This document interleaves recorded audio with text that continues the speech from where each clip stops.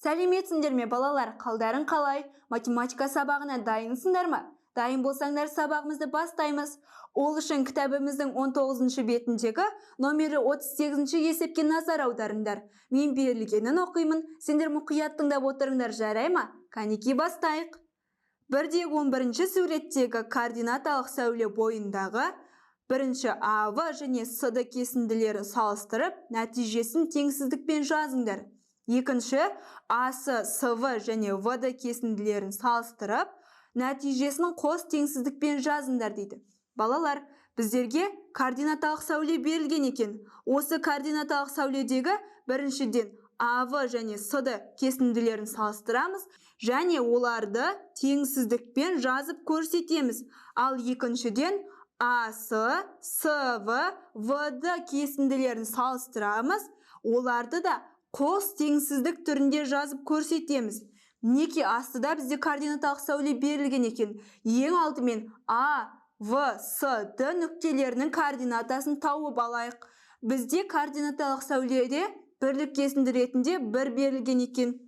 Мына жер 1 болса, мына жер 2 болады. Ал мына жер 3, 4, 5, 6, 7, 8, 9, 10 дейміз. 11, 12, 13, мына жер 14, мына жер 15, 16, 17, 18.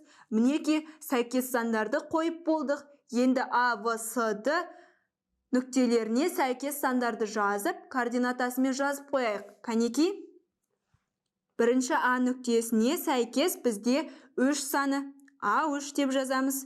Келесі С нүктесіне бізде 10 саны сәйкес екен. С10. Келесі В нүктесіне 13. В13 дейміз. Мінеки. Келесі Д нүктесіне 18.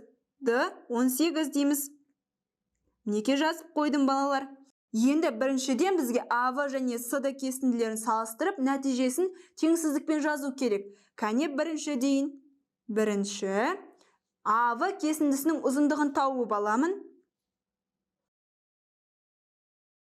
А-В тең болады. А-В кесіндісінің ұзындығын табу үшін соңғы Б нүктесінен ең бірінші А нүктесінің координатасын алып тастаймыз. Кәнеки, Б нүктесінің координатасы бізде 13. 13-тен азайтамыз 3-ті. 3 дегеніміз А нүктесінің координатасы. 13-тен 3-ті азайтсақ 10 болады. Яғни балалар, А-В кесіндісінің ұзындығы 10-ға тең екен. Жазып қояйық. А-В тең 10. Келесі С-ді кесіндісін тауып алайық. С-ді кесіндісінің ұзындығын табу үшін соңғы Д нүктесінің координатасынан алғашқы С нүктесінің координатасын азайтып тастаймыз. Д нүктесінің координатасы 18. Қане жазамын? 18 азайтылған С нүктесінің координатасы бізде 10 екен. 10 тең болады. 18-ден 10-ды азайтсақ 8 болады. Яғни балалар, С-ді кесіндісінің ұзындығы 8 екен. Қане жазайық? С-ді тең 8. Неки? Біз А-В және С-ді кесінділерінің ұзындығын тауып алдық. Енді осы екі кесіндіні салыстырамыз. Яғни 10 мен 8-ді салыстырамыз. 10 үлкен бе, әлде 8 үлкен бе балалар? Дұрыс айтасыңдар, 10 үлкен. Кәне? Үлкен таңбасын 10-ға қаратып қоямын. 10 үлкен дегеніміз А-В кесіндісі С-ді кесіндісінен ұзын деген сөз. Қане бұлай да жазып қойайын. А-В кесіндісі үлкен болады С-ді кесіндісінен. Мінеки, енді екінші тапсырма. Екінші бізде А-С, С-В және В-ді кесінділерін салыстыру керек. Және қос теңсіздікпен жазу керек екен. Ендеше бізге А-С, С-В, В-ді кесінділерінің ұзындығын табу алу керек.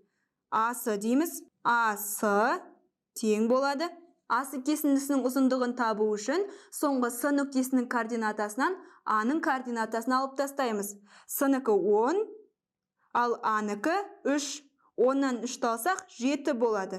Яғни А-С тең болады 7-ге дейміз. Келесі С-В кесіндісі. С-В тең болады. С-В кесіндісінің ұзындығын табу үшін В нүктесінің координатасынан С нүктесінің координатасын алып тастаймыз. Яғни 13 азайтылған 10. 13-тен 10 азайтсақ 3 болады. Яғни С-В тең 3 дейміз. Келесі бізде В-ді кесіндісі. ВД. ВД кесіндісінің ұзындығын табу үшін Д нүктесінің координатасынан В нүктесінің координатасын азайтып тастаймыз. Д-ның координатасы 18, ал В-нікі 13. 18 азайтылған 13 тең болады 5-ке, яғни ВД тең 5-ке дейміз. Енді осы үш кесіндінің ұзындығын қос теңсіздік түрінде жазамыз. Алдымен ең кішісін табайық. 7, 3, 5 арасындағы ең кіші сан ол 3 болады. Ең бірінші соны жазамыз. 3. Ал одан кейінгі кіші сан бізде 5. Ал одан кейінгі кіші сан немесе ең үлкен сан дейміз, ол 7. Енді теңсіздіктерді орналастырайық.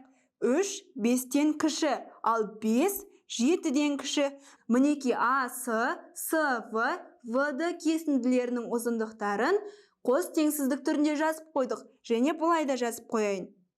СВ кіші болады ВД-дан, ол кіші АС-дан. Мінеки екі тәсілмен жазып қойдым. Осымен біздің 19-ші беттегі номері 38-ші тапсырмамыз аяқталды.